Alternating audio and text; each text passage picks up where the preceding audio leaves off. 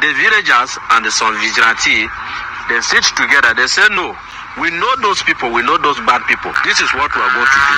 Let us go to the people, the family of those people, and also kidnap them. Thank you for joining me. It is interesting that in Kwara State, the Kwara youth have gone for a retaliation operation. They were able to track those Fulani bandits, their territories, and when they got there, they saw the families, they kidnapped the wives and sons of the perpetrators of that very famous kidnapping and abduction that happened in the CSC church. What we have now is community boys, community youths who are ready to go all out because the government, the governors, the president has failed to issue community policing, give license, grant license to people, give state police that authority.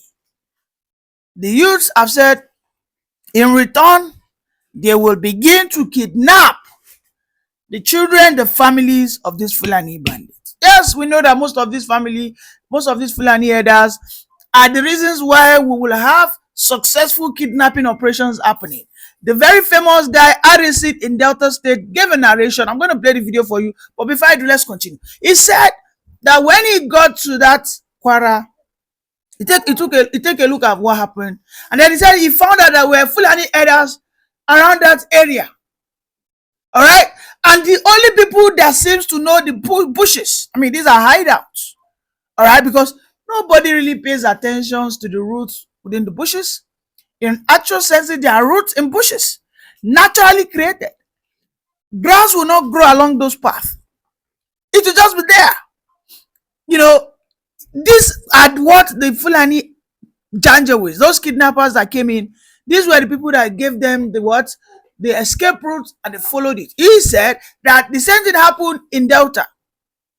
All right, but I'm so it's so ridiculous to me, and I'm just finding it amusing that the Kwara youth are now deciding to take laws into their hands. I'm not encouraging such, but you see, when I had a encounter with these kidnappers, they had just one gun.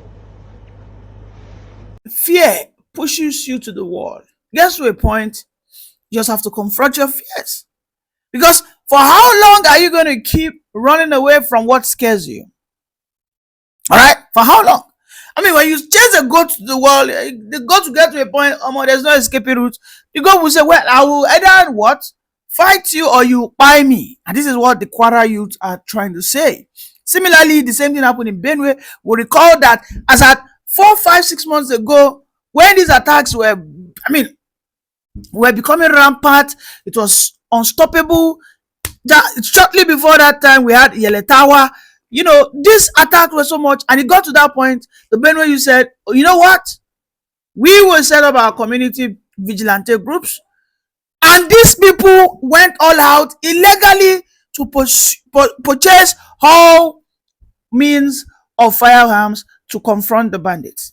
Since that time, you haven't really heard much of these bandits, of these Fulani terrorists attacking them in Benue, attacking them in Plateau. December is coming, and we know that the perfect time they like to attack Middle Belt is December period. They did it last year when they attacked Bokos, they attacked Mangu. All right, where did they cold-bloodedly, they were unalive nothing less than 128 people with children with women backing their sons, macheted them and all that. Nigerians have realized that it seems like the Nigerian system is not fully ready to protect non-Fulani people.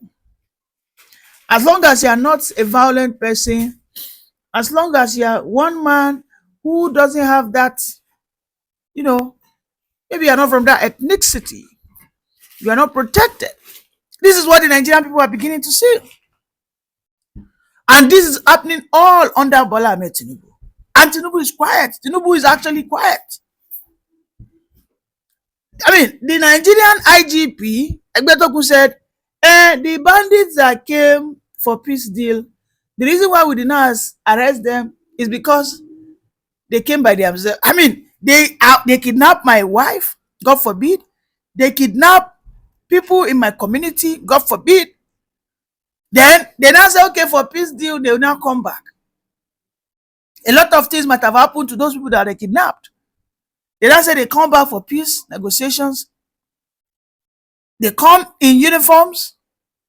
You, the police, you are not in uniform. You said that the reason why you did not kidnap them is because they came with their legs. So this is why this incident that started in Benue has now got into Kwara, will very soon go around the whole of South.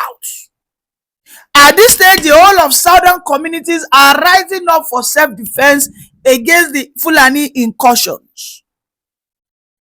In Calabar, or is it in Cross River, they have banned cattle grazing. Do you know that they can graze cattle from Ebonyi? From Ebonyi, which links with Adamawa, right? Or is, yes, a northern part of the country. Either Taraba or Adamawa. From Taraba into Ebonyi or Enugu. From Enugu into where? Ebonyi. Into Ebonyi. Into Cross River. From Cross River into Cameroon. If you take a look at that part, that is where you see that there's a lot of banditry. You just ban cattle grazing today. Watch how what we call terrorism, Fulani Janjaweed, everything will die down. You'll be surprised. Don't forget I said I will show you Harrison's video. It's about 2 or 3 minutes. Very important you watch it. You would see, just ban open grazing today. Terrorism will what? Will die down. In Imo State, nothing less than 500 Fulanis have been imported there. A guy was videoing them. They just got there and said, why are you videoing us? They collected the phone, slapped him, boom. They left. There are intels that there's going to be an attack somewhere in Nekede. Now, the youths there, when I mean youth, I mean the male youths there, should prep up. Now, because those people that were imported, basically, some of them will be told, go out and graze your cattle. Because they don't come empty handed, they come with cattle. That's what they do. I am against open grazing in this era. Yes. Because let me tell you what they do. With the open grazing, they follow your bush path, study the terrain. They will know that, okay, if I follow here, I link into this place. From here to here, and you know those bushes are what? Are always interconnecting communities, villages, even states. Okay, if I enter into this bush, I will burst out into Delta, boom. From here, Delta, I will burst out into Bayelsa, boom. So they know what they are doing. You who owns the community, you are not even familiar with your bushes. Those that could be familiar with the bushes are not what? Authorized to carry weapons. These are the vigilantes. And this is why you have to watch this video together. Let's watch it now. I had a encounter with these kidnappers. They had just one gun. We were in Ekpoma till almost 2 a.m., 3 a.m. in the night, in the earlier morning. And we pursued these guys from Ekpoma. We pursued them in the night. And they ran to Avile. This time around, they used cow. They own cow in Ekpoma. They have a cow. In fact, let me just tell you. Now, the people that showed them the routes, the people that showed them the way, are herdsmen. Now, if they come to a community, the herdsman in the community is the one who walk with them to show them the way. That's why they can move from inside the forest to your place. And if all those forests they are going to, you must see cow traces. Either the cow feces, the smells and everything. So this herdsman knows all your terrain.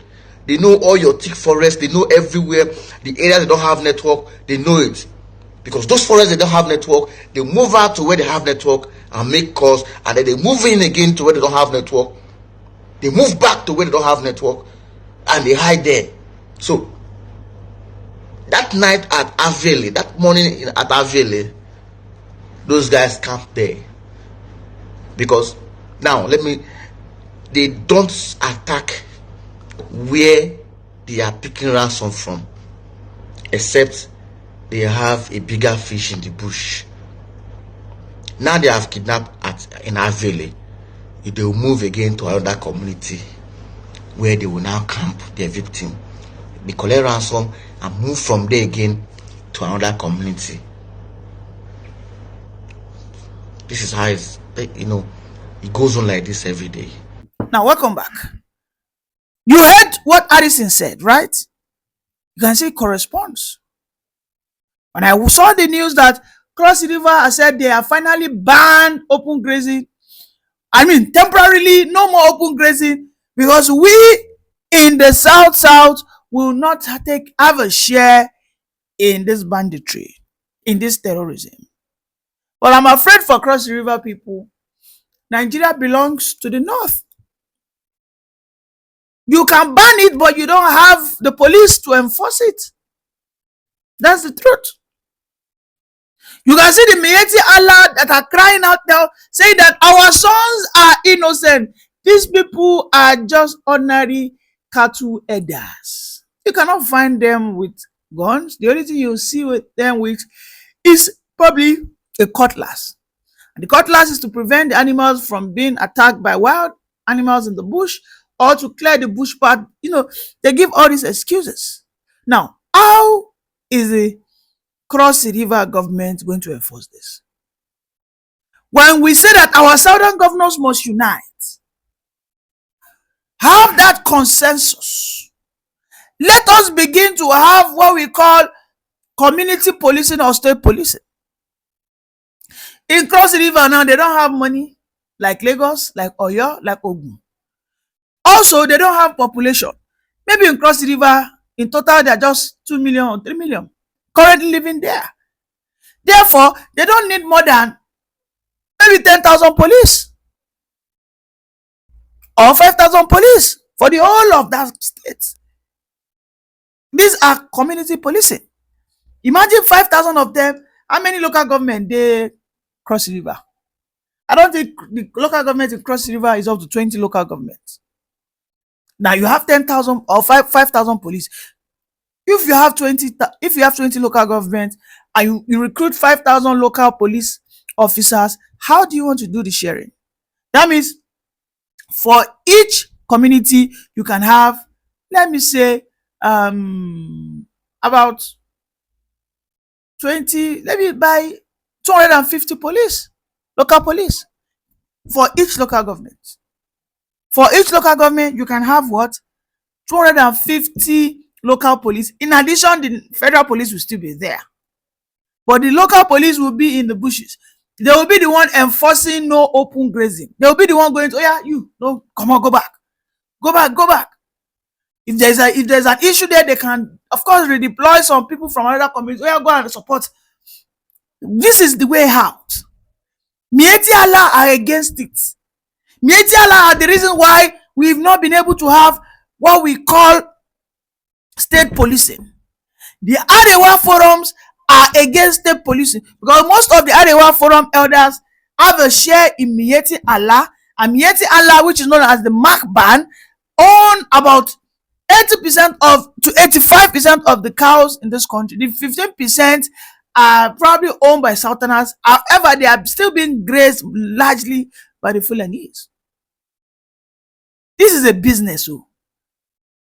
Is that as if maybe when they graze in my community, they don't say, oh yeah, take 10 cows. We brought in 100 cows. Oh yeah, take 10%, take 10 cows. Thank you for grazing. No. But instead, they will graze. They will arm farmers in that locality, kidnap children. Oh God, may God bless the Kwara youth and Katsina youth, all those that are planning that anywhere they kidnap our kids and children, no problem. We go find in our own family too. Ngbanu, pick them up. Now do me, I do you now. Aura for aura. Did you know that when they did that kidnapping, that thing happened in Katsina, not Kwara. When that kidnapping happened, did you know that the bandits had to return the people that they kidnapped? They had to, like, willingly, nobody forced them. They had to return the children. Oh, so the Fulani herders and kidnappers have a weak point. Now you and us for this Nigeria together. They say you don't want state police. No wahala. We have put our legs in one trouser together at this moment. Tinubu, ensure that you do the needful. Introduce state police. 3 days back, bandits attack a village in Sabumblini, Babamnu village in Katsina State. What they did is they kidnapped some villages, took them to the bush. The same way they did in Kwara State. They attack a church and they pick some church members, demanding for 100 million each. That amounted to 3.8 billion naira. For how many people? 38 people, a bit 32 people. So the same this bandit that is no longer seen on end to Nigeria, they went to this village, Babanu village in Sabumbilini local government in Katsina State. They decided to kidnap some villagers, then they took him to the bush. So the villagers and some vigilante, they sit together, they say, no, we know those people, we know those bad people. There is no way, no how we go allow this thing to go like this. This is what we are going to do. Let us go to the people, the family of those people, and also kidnap them. They went there, they also picked their brothers and their parents to the bush. So when bandits call for negotiation, they say, oh God, no worry. He don't buy those one for there, we go buy this one this side. Or else, you return our people back, we return your parents and your brothers back to you. You know what happened? Trade by barter occur without any problem. So after 2 or 3 days, those villagers were not willing to release those family members. So bandits, they first of all release those people that they kidnapped first time, giving them 30,000 naira as transport fare to come back to their villages before the villages release their family members back to them. You see, as this equation don't balance, if you know somebody that is your problem, you know the solution to give that person. Now, bandits don't do business, the business not even can work. Now they even can spend money out on top. After kidnapping somebody, demanding for ransom for so days, you discover that your parent and your brothers are still with that person you kidnapped his brother too. So you end up returning the adopted person, giving him 30,000 naira transport. You see, as up there, they come for not now. Sokoto people, Buhari people, really things they work like this. Nigeria for better now. The update the same. Shebi wanna remember our former president. Oh, okay. You see, Abuja, Kaduna Road used to be the worst dangerous place where travelers can be kidnapped day and night. But now there is no more kidnapping in that area. Kaduna is becoming peaceful. Katsina states, most of the local governments are becoming peaceful. It's only in Zamfara, Kebbi, Sokoto. So there is an improvement. It's not like before. So I think people should be patient. I think the government is taking the right step.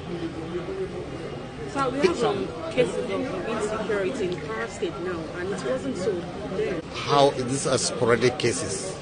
You can never ever eliminate terror completely. In America recently, one Nigerian killed his father and injured his 2 sisters. Will I say America is not safe anymore? No. You have sporadic cases. So, but generally the picture is improving. And I think Nigerians should be patient. Things will get better. So what do you have to say about the threats issued by President Donald Trump? Yes, you see, if truly he wants to help Nigeria, that is not the language he used. It's a language of indignation, language of abusing us, threatening us. disgracing us in the political and worldly arena. If you want to help people, you don't abuse them. There's nobody who can take this kind of abuse and indignation from a foreign country. So why delivery of man? You said economic, the way because the same with threatening Venezuela now, and they have their worship there on the pretext that they're going to fight drug barons. What has drug baron got to do with the presidential palace or the military? So they always have a pretext. They always have a reason. But it's not Christianity. Now, Christians in Palestine are complaining of attack from Jewish community. Churches were destroyed, but America is not going in there. It's supporting the Jews. So for America to use religion, it means it has an ulterior motive, which we should all be careful.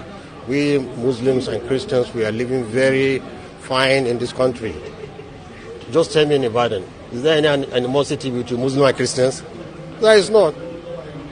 So how can we allow a foreigner, a colonist, an imperialist to come and divide us on false pretense, and when we know they want our resources? Let me tell you one thing. Zamfara State, I'm from Zamfara State. There is a lot of gold in Zamfara and other minerals. It's not only the southern state they are greedy about, even in the north. There are a lot of rare minerals, lithium and other things, cobalt, that they want. So when they come and divide us, we become so weak, we cannot protect our nation, and they take away. When you go, there's one in the past, one very religious Christian who went to London. He said when he went to London, he was shocked. They came here preaching about this and that and that. When he went there, he saw that they are just enjoying their lives. This is just exactly, if you go to America, they're just enjoying their lives. So we should not allow religion to be used. As well, I will not allow Islam to be used by any foreign nation or the Arab world to come here and divide us. Because when you go there too, it's about nationalism, Arab nationalism. It's not about Islam. So we should not allow all these foreigners to come in and disturb us, whether Islamic or Christian. Thank you.